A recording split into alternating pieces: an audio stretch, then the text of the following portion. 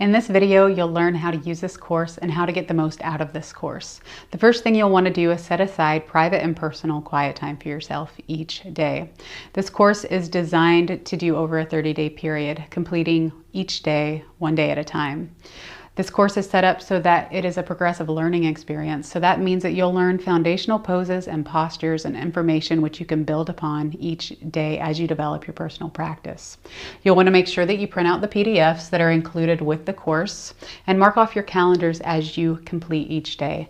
I also recommend that you journal and take photos of yourself as you go. You'll want to make sure that you join the UBY30 private Facebook group. This is a great resource where like-minded people are all on the same journey. You can also invite a friend or two to complete this course with you so that they can take the journey as well.